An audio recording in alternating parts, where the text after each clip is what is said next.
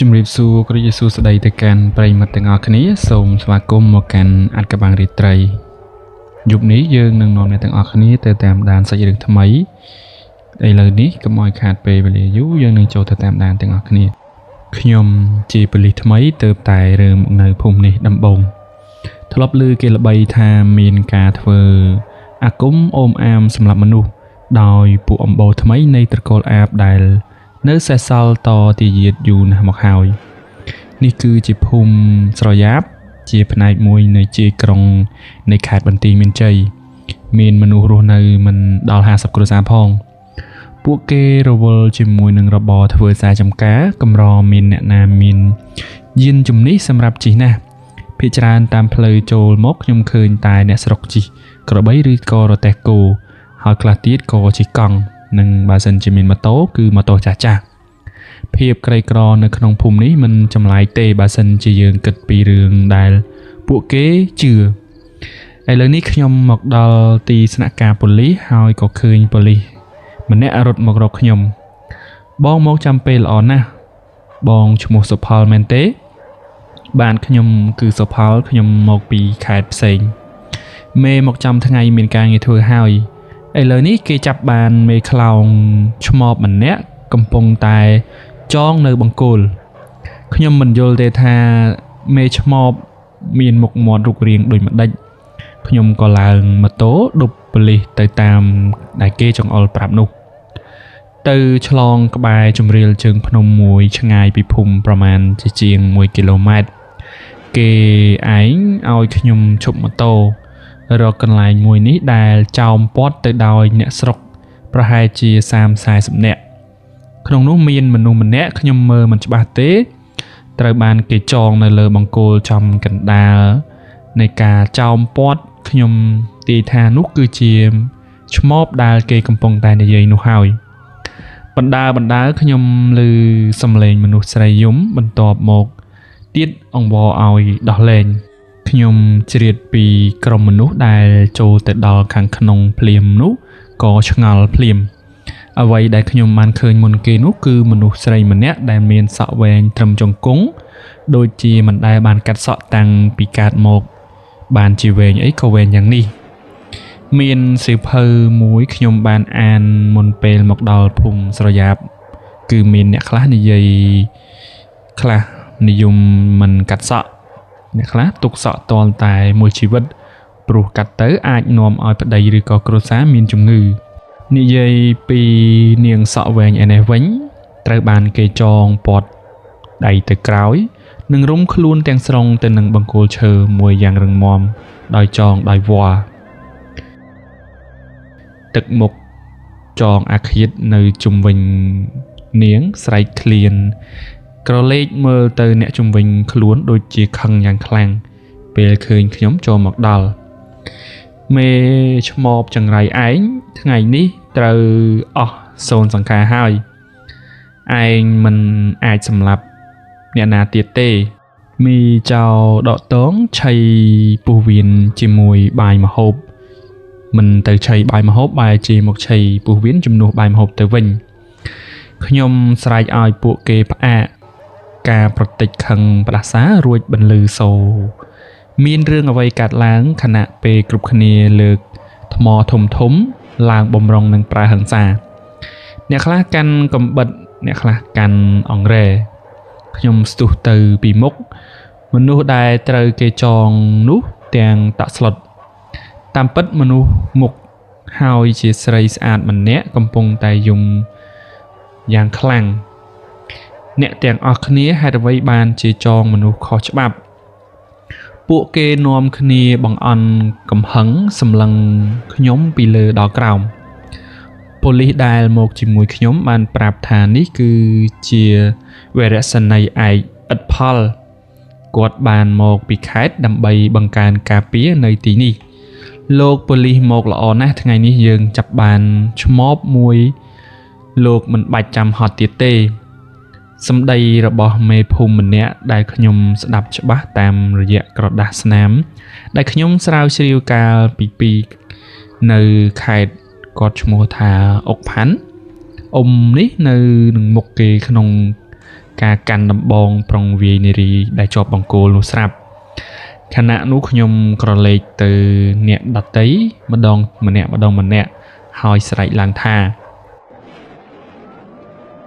ជាមនុស្សប្រុសដោះអាវគ្មានសុជីវធម៌នៅមុខមនុស្សស្រីដែលទុនខ្សោយជាប់ចំណងហើយចង់វាយដំរាងកាយនាងទៀតវាជារឿងខុសច្បាប់ណាស់ពួកគេស្លៀកតែក្រមា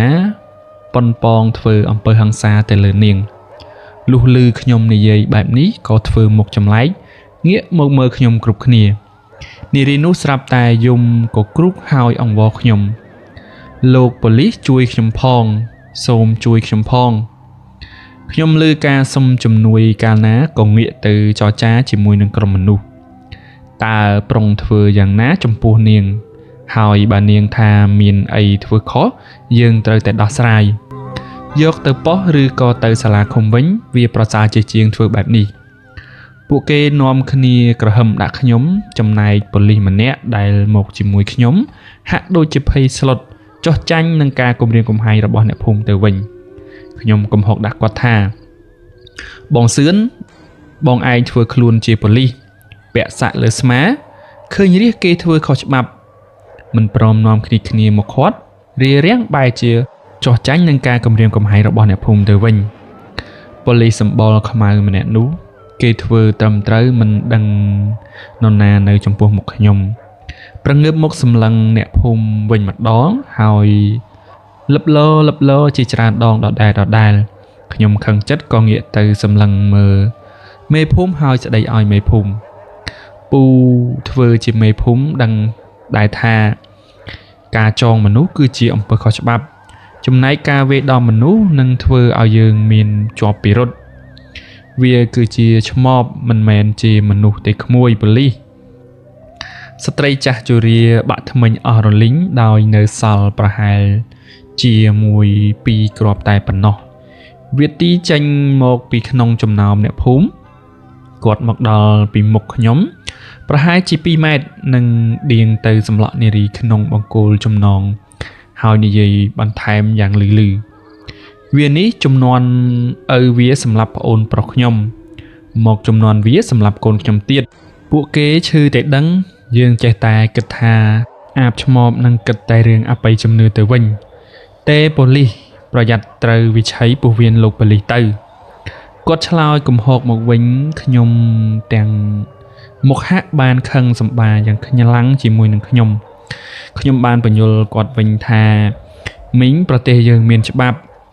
យើងមិនអាចធ្វើអំពើយងខ្នងទៅលើមនុស្សម្នាក់ណាដែលគ្រាន់តែមានការសង្ស័យនោះទេ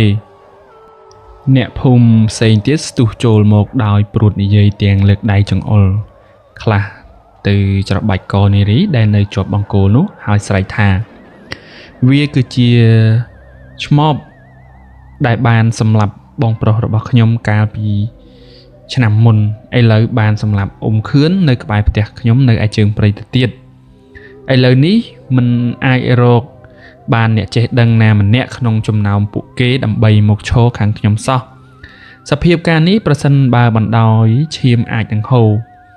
មិនឃើញនរណាម្នាក់ទូទុនជំហរគ្រប់គ្រងពាក្យច្បាប់របស់ខ្ញុំក៏បែរមកបញ្ជាកូនចៅហៅជំនួយមកភ្លាមថាចប់ខ្ញុំងាកឃ្លាំមើលបងសឿនវាយអាចកូមផងខ្ញុំលួចមើលកន្ទុយភ្នែកដាក់ទៅអ៊ំផាន់ដែលជាមេភូមិផងខ្ញុំឃើញគាត់ធ្វើមុខបារម្ភសម្លឹងតបមកខ្ញុំរួចងាកទៅសម្លឹងអ្នកភូមិចុះឡើងគិតបន្តិចក៏និយាយលឺថាអ៊ំជាប្រធានគេរៀនសូត្រចេះដឹងអ៊ំគួរតែជួយប្រដៅអ្នកស្រុកអ្នកភូមិផងគេមិនយល់អំពីច្បាប់ចងមនុស្សខុសច្បាប់ធ្ងន់ជាប់ជាបទប្រមទ័នមិនមែនអ៊ំយកមកឃុំឃិតជាមួយពួកគេធ្វើអំពើបែបនេះទៅវិញទេទៅលើមនុស្សស្រីដែលទុនខ្សោយម្នាក់ពេលនោះនាងធ្មប់ដែលត្រូវបានគេចោទស្រាប់តែស្រែកទ្រហោយំងាកមកបង្ហាញមុខប្រឡាក់ទៅឡើយធូលីដីនិងទឹកភ្នែកដាបជោគថ្ពាល់នាងបានស្រែកយំយ៉ាងសស្រាក់អង្វរខ្ញុំថាជួយខ្ញុំផងខ្ញុំនិយាយថាគ្មានអ្នកណាធ្វើអីនាងបានទេមានខ្ញុំនៅទីនេះហើយ ស្រាប់តែមេភូមិស្ទុះមកភ្លាមនិយាយពាក្យជាច្រើនកំហកនិងគំរាមមកខ្ញុំលោកក្មួយប៉ូលីសមិនអាចជួយវាបានទេនោះបើប៉ូលីសមិនចង់ស្លាប់ខ្លួនពេលនោះខ្ញុំក៏បានសម្លឹងដោយបើកភ្នែកធំចំពោះពាក្យប្រមាននេះតែមិនដាច់ចិត្តស្រែកដាក់គាត់ខ្ញុំក៏អត់ធ្មត់បានដោយសារងាកទៅរកអ្នកផ្សេងទៀតក្នុងសភាពពួកគេសុទ្ធតែមានអាកប្បកិរិយាគាំទ្រទៅខាងមេភូមិគ្រប់គ្នាឈរនៅពីក្រោយមេភូមិទាំងអស់គ្នាគ្មានអ្នកណាម្នាក់ព្រមស្ដាប់អាក្រក់ល្អសខ្មៅនោះទេទីបំផុតខ្ញុំមានតែម្នាក់ឯងនៅទីនោះខ្ញុំងក់ក្បាលខឹងនឹងចាប់ផ្ដើមនិយាយបើចង់ល្មើសច្បាប់ខ្ញុំនឹងចេញមុខមករារាំងមិនយូរទេកងកម្លាំងបន្ទាន់ដោយក្រុមការងារបានមកដល់ពួកគេក៏បាននាំប៉ូលីស8នាក់មកបន្ថែមទៀតជួយស្រាយនារីនេះយកទៅកាន់ប៉ុស្តិ៍ការិយាល័យយើងទៅគឺជាការិយាល័យដែលខ្ញុំទៅតែចូលធ្វើការនៅថ្ងៃដំបូង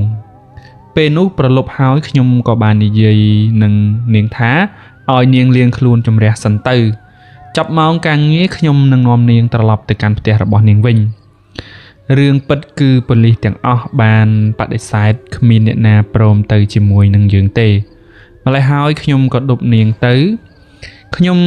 ជិះឆ្វែលទៅឆ្ងាយតាមដែលនាងប្រាប់ទាំងអស់តាមផ្លូវនាងយំសសិទ្ធមិននិយាយមិនស្ដីខ្ញុំក៏អៀនស្រីក្រមុំមិនមានពាក្យអ្វីនិយាយដូចតែគ្នាតែក្នុងចិត្តរបស់ខ្ញុំមិនដែលគិតអាក្រក់ទៅលើនាងឬគិតថាខ្លាចនាងធ្វើអាក្រក់មកលើខ្ញុំប៉ុណ្ណានោះទេមកដល់ក្បែរជើងបណ្ដុំព្រៃនាងក៏ឲ្យខ្ញុំឈប់ខ្ញុំគួរចម្លែកចិត្តជាខ្លាំងដែលខ្ញុំនិយាយថាហេតុអ្វីបានជានាងមកឈប់នៅក្បែរប្រក់ព្រៃបែបនេះខ្ញុំអាចជូននាងទៅដល់ផ្ទះបាននាងនិយាយថាផ្ទះរបស់នាងគឺនៅក្នុងព្រៃខ្ញុំសួរទាំងចម្លែកចិត្តថាហេតុអ្វីបានជានាងមានវ័យក្មេងបែបនេះរូបរាងស្អាតល្អបែបនេះបានជាស្នាក់នៅក្នុងព្រៃនាងក៏និយាយថាវាគឺជាដីរបស់ជីដូនជីតាដែលដាំដំណាំមកច្រើនចំនួនពីមុនគ្រួសារខ្ញុំមានផ្ទះនៅក្នុងភូមិដែរតែត្រូវអ្នកភូមិបណ្ដេញចេញព្រោះចោទថាចេះមន្តអាគមឥឡូវពួកគេចង់ព្រួតគ្នាដណ្ដើមយកដីចម្ការនេះទៀតជាពិសេសមេភូមិគាត់មានល្បិចចង់បានដីនេះជាខ្លាំងបានជាគាត់រកវិធីចោទធ្វើយ៉ាងណាឲ្យគ្រួសាររបស់ខ្ញុំទៅជាធ្មប់ទៅជាអាបកាលពី2ឆ្នាំមុនគេបានសម្លាប់ឪពុកខ្ញុំទៅហើយបានជាម្ដាយខ្ញុំដាក់អន្ទាក់មិនឲ្យអ្នកណាជន់បានយប់ហើយប៉ូលីសនាំតែជន់អន្ទាក់ព្រោះម្ដាយខ្ញុំបានដាក់អន្ទាក់សម្រាប់តែអ្នកដើរបានតែម្នាក់នោះទេលឺហើយអាណិតនាងណាស់សួរនាងបន្ថែមទៀតនាងនៅពីអ្នកម្ដាយឬក៏យ៉ាងម៉េចដែរអត់ទេខ្ញុំមានប្អូនប្រុសម្នាក់ទៀតមិនដែលស្គាល់អ្នកភូមិទេបើហ៊ានតែចេញមកលេងនឹងក្មេងៗច្បាស់ជាត្រូវគេចោទនិងចាប់ជាមិនខានថ្ងៃនេះខ្ញុំតលច្រកលួចចេញមករកដូរអង្គរបានជាត្រូវគេរកឃើញ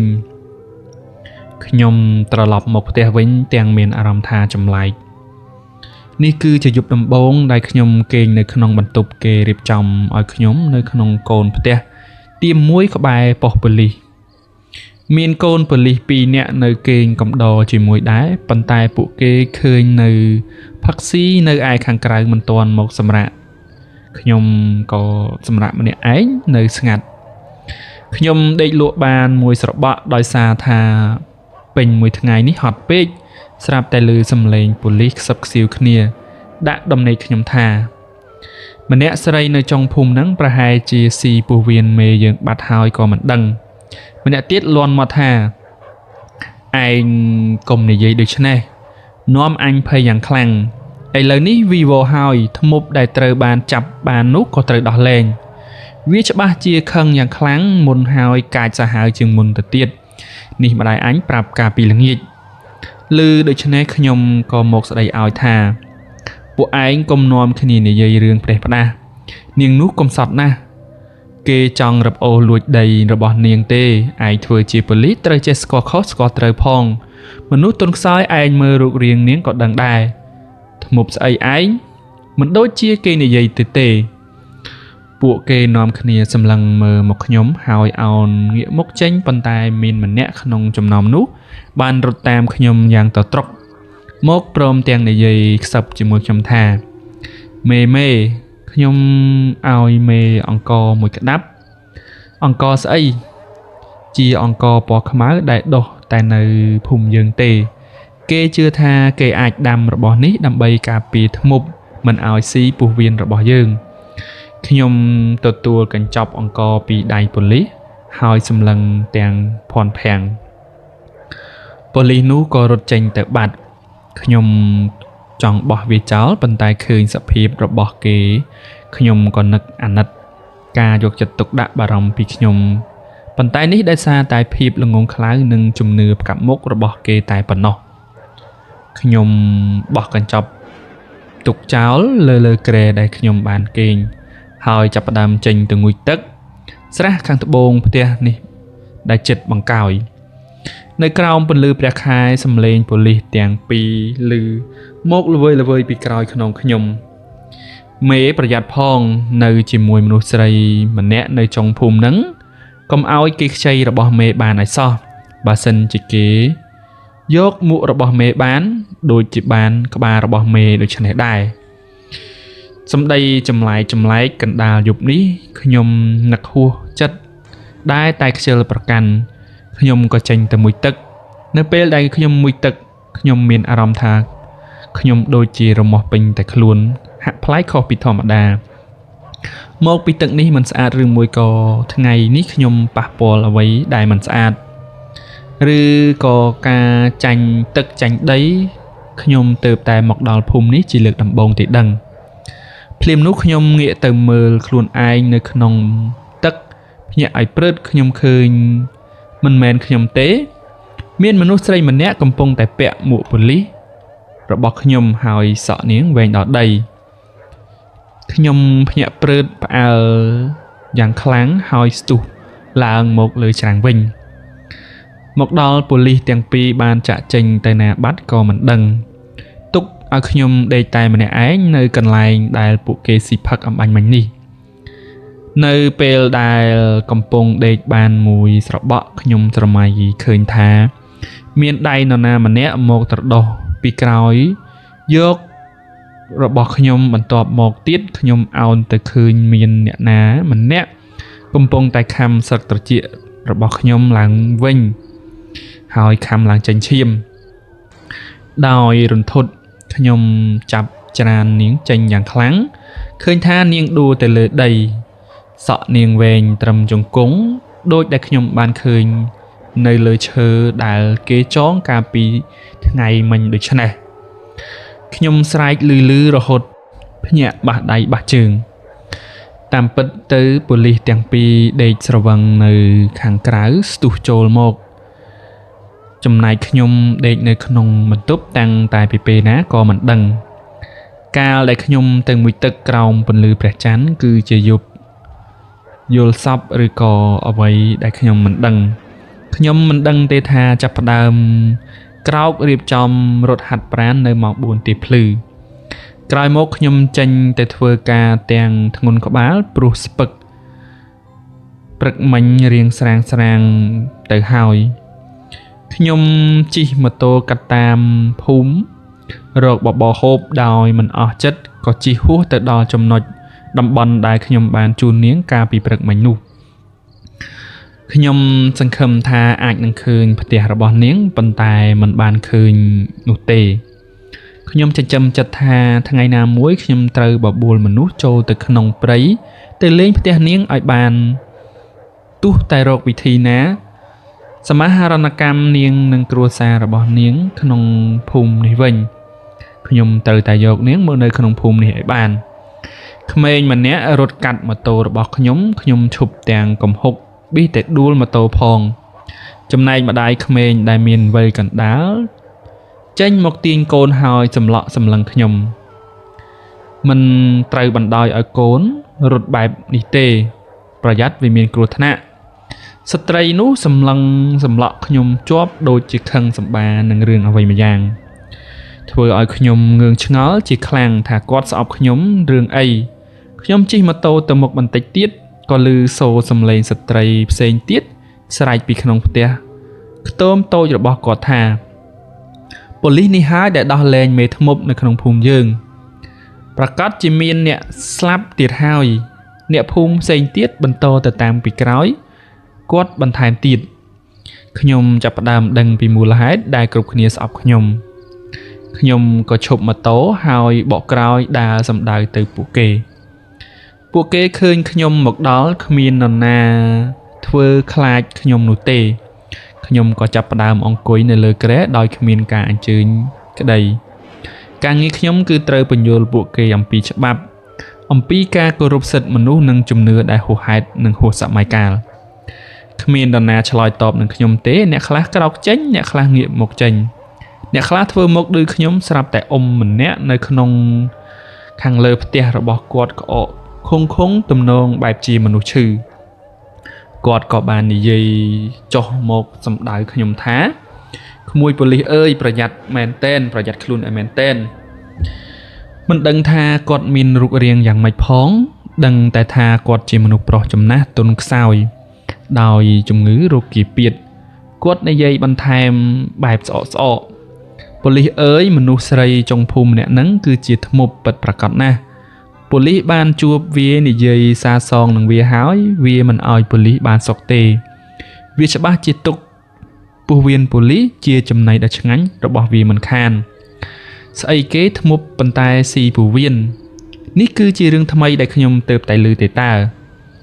កាលពីមុនខ្មែរយើងមានជំនឿថាធ្មប់ចេះធ្វើអំពើដាក់ស្បែកក្របីចូលនៅក្នុងពោះម្ល៉េះហើយពេលនេះគឺ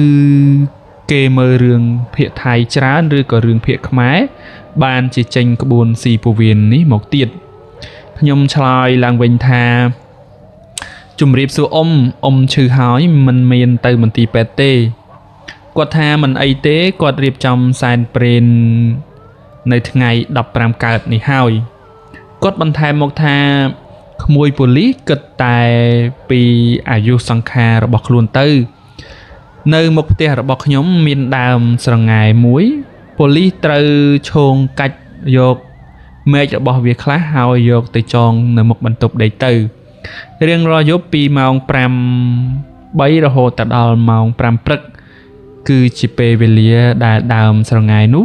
អាចការពារប៉ូលីសបានខ្ញុំមិនស្គាល់ដើមស្រងែដែលគាត់ទើបនឹងនិយាយនោះទេតែខ្ញុំនឹកសរសើរទឹកចិត្តរបស់គាត់យ៉ាងខ្លាំងអរគុណហើយលោកអ៊ំតែខ្ញុំមិនស្គាល់អ្វីទៅហៅថាដើមស្រងែនោះទេពេលដែលខ្ញុំត្រៀមចេញទៅក្រៅខ្ញុំក្រឡេកឃើញសំណុំមែកឈើស្ងួតមួយដែលត្រូវបានគេចងព្យួរនៅមាត់ជណ្ដើរដែរមានន័យថាគេកាច់កូនមែកតូចៗរបស់វាយកមកចងព្យួរនៅមាត់ទ្វារក្បែរជណ្ដើរដើម្បីការពារអាបចំណែកខាងអ្នកដែលត្រូវគេបណ្ដេញទៅនៅក្នុងព្រៃព្រោះតែត្រូវគេចោទថាជាធ្មប់បែរជាខំដាក់អន្ទាក់សัตว์ដើម្បីការពារខ្លួនទៅវិញទើបតែចាប់អារម្មណ៍ថាលោកនេះអីក៏ចម្លែកម្ល៉េះព្រោះតែការមិនព្រមស្ដាប់មិនព្រមនិយាយគ្នាមានមនុស្សលំបាកច្រើនមកហើយដោយសារជំនឿរបស់ពួកគេដោយភាពមានះនិងភាពល្ងងខ្លៅនេះហើយគំនិតរបស់អ្នកភូមិខ្ញុំវិលមកដល់ប៉ុស្តិ៍ប៉ូលីសវិញគឺគ្មានអ្វីធ្វើនោះទេនៅទីនេះគ្មានបទល្មើសថែមទាំងគ្មានគ្រោះថ្នាក់ចរាចរណ៍ផងដោយសារតែមិនមាននរណាមានយានជំនិះជិះបោះប៉ះគ្នាប៉ុន្តែរឿងមនុស្សស្រីនៅចុងភូមិនោះនៅតែជារឿងដែលខ្ញុំនៅមិនសុខនឹងនៅតែចង់ដឹងចង់ឮភ្លាមនោះខ្ញុំបានឮប៉ូលីសម្នាក់រត់មកប្រាប់ខ្ញុំថាមានស្ត្រីម្នាក់មករកខ្ញុំនឹកឆ្ងល់យ៉ាងខ្លាំងមាននារីមកពីណាទៅមករកខ្ញុំដល់ប៉ុស្តិ៍បែបនេះដល់ពេលខ្ញុំក៏រត់ចេញមកក្រៅមើលនោះគឺជាម្ដាយរបស់ខ្ញុំ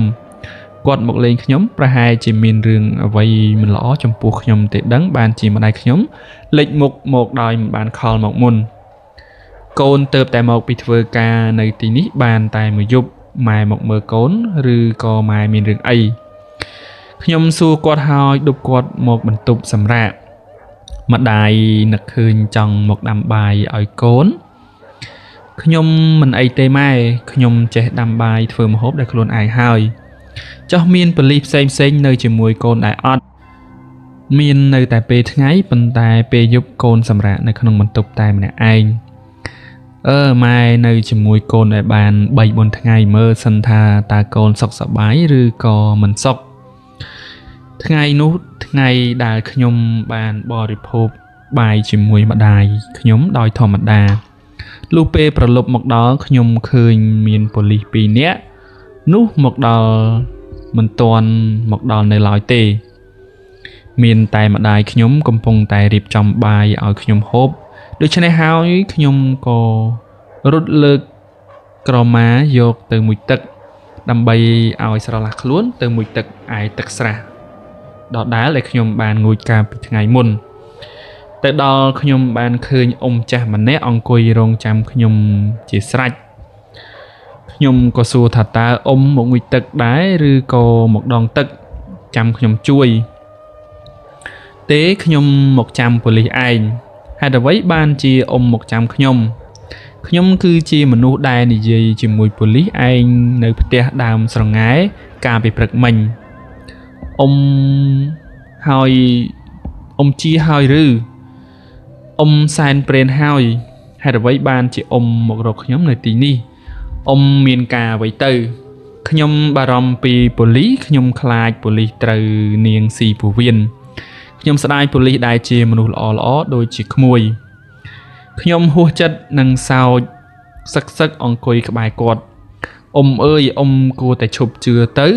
រឿងចោតទៅនារីនោះគ្នាទុនខ្សោយហើយមេភូមិនោះចង់បានដីរបស់គាត់ទេអ៊ំត្រូវអាណិតគាត់បានត្រូវអ៊ំនោះនិយាយស្ដីនឹងនរណាថាក្មួយខ្ញុំរស់នៅទីនេះយូរហើយខ្ញុំមិនដែលដឹងពីគ្រួសារណាមានដីនៅជាប់ព្រៃឬក៏ត្រូវគេរឹបអូសស្អីនោះទេតើប៉ូលីសជឿខ្ញុំដែលជាអ្នកភូមិឬក៏ជឿមនុស្សស្រីដែលគេស្អប់គ្រប់គ្នានឹងខ្លាចរអានោះខ្ញុំអោនមុខគិតហើយនៅស្ងៀមមិនឆ្លើយគាត់និយាយតទៀតថាដូច្នេះខ្ញុំប្រាប់ប៉ូលីសរឿងពិតមួយមនុស្សស្រីtrongភូមិនោះគឺជាអំបូរខ្មោចព្រាយបិសាចចេះធ្មប់ជ្រៅជ្រះតាំងតែពីបុរាណមកបង្ហាញខ្លួនតែនៅពេលដែលវាចង់សម្លាប់មនុស្សហើយជាទូទៅក្នុងមួយឆ្នាំវាត្រូវសម្លាប់មនុស្សយ៉ាងហោចណាស់មានមនុស្សម្នាក់បន្តអាគមគាថាវាអាចប្រើវិធីជាច្រើនវាអាចប្រែក្លាយទៅជារូបរាងផ្សេងផងដែរបើសិនជាវារៀនដល់ចំណុចកំពូលនៃអាគមនៅក្នុងគ្រួសារវាហើយវានឹងបន្លំខ្លួនជាសមាជិកនរណាម្នាក់ក្នុងគ្រួសាររបស់យើងបានទៀតនេះលោកតាខ្ញុំជាអាចារ្យបានប្រាប់មកគាត់ធ្លាប់ជួបផ្ទាល់ភ្នែកគាត់កាលពីទៅខ្វៀលគោនៅក្នុងព្រៃវាបន្លំធ្វើជាម្ដាយគាត់ស្រែកបក់ដៃហៅគាត់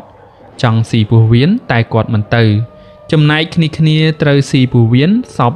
ហើមរលួយស្អុយទើបរកឃើញខ្ញុំងើងឆ្ងល់ហើយចាប់ផ្ដើមមានអារម្មណ៍មិនសូវស្រួលស្រាវស្រាញនៅក្នុងខ្លួនអ៊ំនេះមានការអត់ធ្មត់ពន្យល់ខ្ញុំណាស់ចង់ថាបដិសេធសម្ដីគាត់ក៏មិនដាច់ចិត្តដែរភ្លាមនោះគាត់ឲ្យសំណុំមេឃស្រងែខ្ញុំមកកាន់ខ្ញុំមួយមកហើយនិយាយថាយកស្រងែនេះចងជាប់នឹងមាត់ទ្វារបន្ទប់ទៅបើមានការសង្ស័យសូមរកម្សៅអង្គរពណ៌ខ្មៅដែលអ្នកភូមិមានគ្រប់ផ្ទះឲ្យកូនប៉ូលីសបាច់នៅជុំវិញគ្រែក្មួយទៅ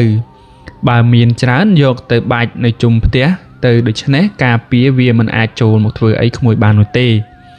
ខ្ញុំនឹកឃើញដល់កូនប៉ូលីសដែលឲ្យខ្ញុំមួយកញ្ចប់កាលពីម្សិលមិញខ្ញុំក៏បាននិយាយប្រាប់គាត់វិញថាអរគុណអ៊ំណាស់ខ្ញុំមានហើយកូនចៅខ្ញុំបានឲ្យខ្ញុំកាលពីម្សិលមិញចាំខ្ញុំធ្វើតាមដែលអ៊ំប្រាប់ងូតទឹកហើយកាលណាខ្ញុំក៏ត្រឡប់មកផ្ទះវិញ កំពុងតែដើរដោយអារម្មណ៍មិនស្ងប់ក្រឡេក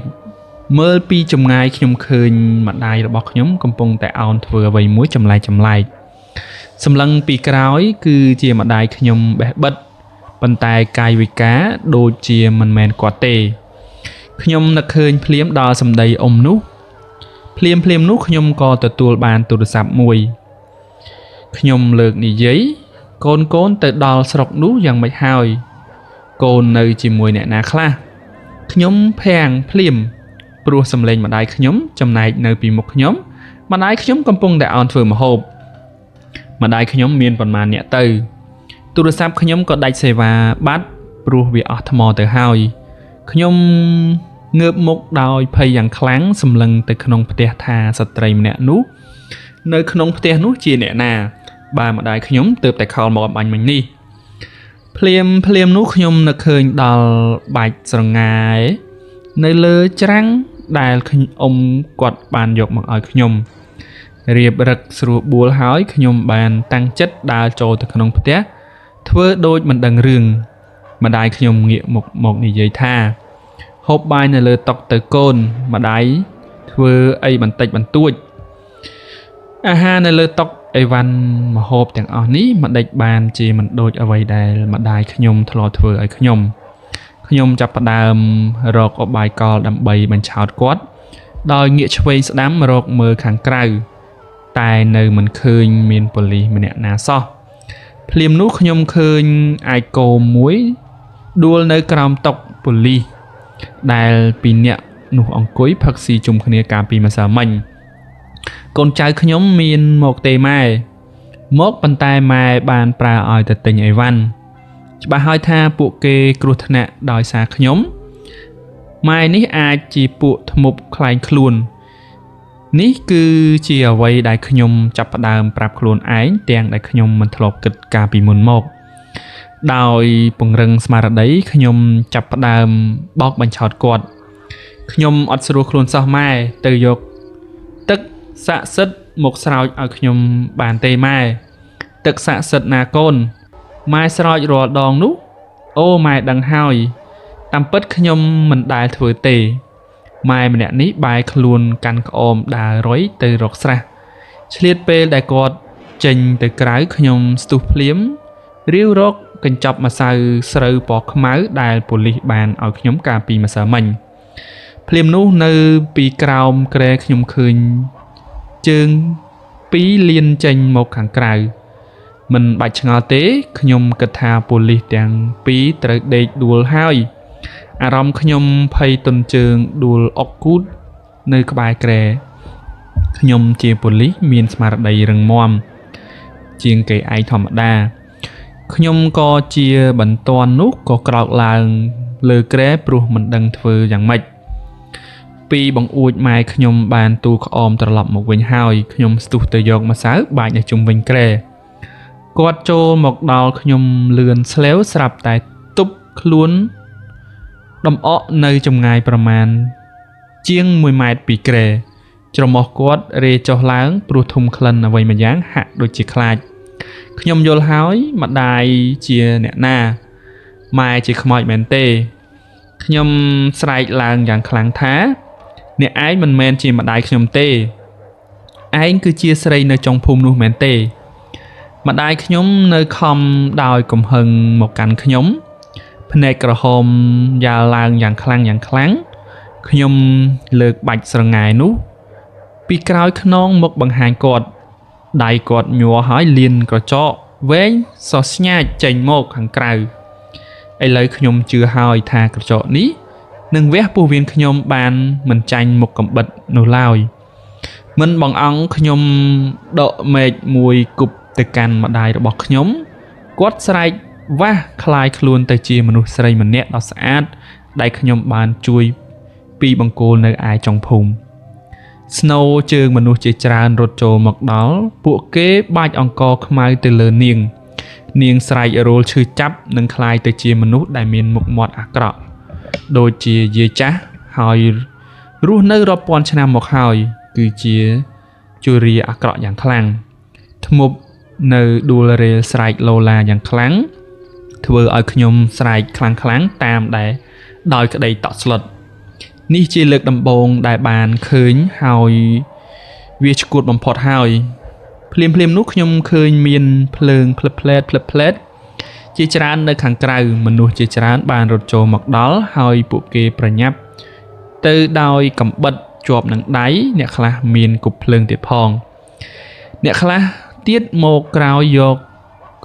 ខ្ញុំចាក់ចេញហើយអ្នកខ្លះទៀតចាប់ផ្ដើមដុតផ្ទះនោះចោលខ្ញុំបានស្រែកប្រាប់ពួកគេថាខ្ញុំឃើញសាកសពនៅខាងក្រោមគ្រែពួកគេប្រាប់ថាហួសពេលនឹងជួយហើយប៉ូលីស2នាក់នោះត្រូវបាននាងសម្លាប់ចំណែកម្នាក់រត់រួចបានរត់ទៅកែអ្នកស្រុកមកដោយសារតែប៉ូលីសជាមេមិនព្រមស្ដាប់ពួកយើងប៉ូលីសម្នាក់នោះត្រូវបានគេសម្លាប់ម្នាក់ទៀតបានរត់ទៅហៅអ្នកភូមិមកដើម្បីជួយគ្នាដូច្នេះហើយបានជាខ្ញុំរួចរៀនមានជីវិតបានចំណែកមេធ្មប់ស្រែកយំខ្ទរខ្ទាវអង្វរចុះឡើងនៅក្នុងគំនរភ្លើងប៉ុន្តែចុងក្រោយទៅពួកគេបានសម្លាប់នាងបានស្រាច់คล้ายទៅជាផេះ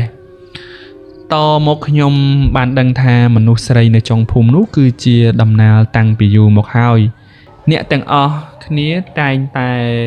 ឮឪពុកម្ដាយគេប្រាប់ថាមានមនុស្សស្រីស្អាតម្នាក់ដែលនៅចុងភូមិមានផ្ទះនៅក្នុងព្រៃប៉ុន្តែពួកគេមិនអាចជួបផ្ទាល់បាននោះទេតែរៀងរាល់ឆ្នាំមានមនុស្សស្លាប់ដោយសារតែមនុស្សស្រីនៅចុងភូមិនោះជាពិសេសក្រុមកំឡោះហើយសាច់រឿងមួយនេះក៏បានមកដល់ទីបញ្ចប់ចង់ជំរាបជូនពុកម៉ែបងប្អូនថានៅពេលដែលយើងជាមនុស្សស្រុកថ្មីមានន័យថាគឺយើងផ្លាស់ទីពីកន្លែងមួយទៅកន្លែងមួយអញ្ចឹងហើយយើងត្រូវស្ដាប់ដំបូន្មានឬក៏ពាក្យទូន្មានរបស់អ្នកដែលនៅតំបន់ហ្នឹងព្រោះដោយសារអ្នកនៅតំបន់ហ្នឹងគឺជាអ្នកដែលដឹងពីព្រឹត្តិការណ៍ពីរឿងរ៉ាវអីកើតឡើងផ្សេងហើយមួយទៀតបើសិនជាយើងចូលទៅក្នុងព្រៃឬក៏អីបើសិនជាឃើញមានមនុស្សស្រីមានអីគឺសូមកុំធ្វើអីពេលផ្ដាស់ជួនកាលអាចជាពួកអមនុស្សដែលវាបន្លំខ្លួនហើយចង់តបទៅបងប្អូនថាទោះបីជាសម័យកាលណាក៏ដោយគឺរឿងអបិយជំនឿគឺមិនដែលសាបសូន្យទេគឺរឿងធ្មប់ឬក៏រឿងអីនេះគឺនៅតែមានដដែលហើយជាពិសេសនៅតាមភូមិជនបទដាច់ស្រយាលជាប់ព្រៃភ្នំអីចឹងគឺសម្បូរណាស់ហើយបើសិនជាធ្វើដំណើរទៅស្រុកបែបនេះសូមប្រុងប្រយ័ត្នផងហើយជាចុងក្រោយខ្ញុំបាទសូមអរគុណបងប្អូនទាំងអស់គ្នាដែលបានតាមដានសាច់រឿងមួយនេះតាំងពីដើមរហូតដល់ចប់ពីខ្ញុំបាទ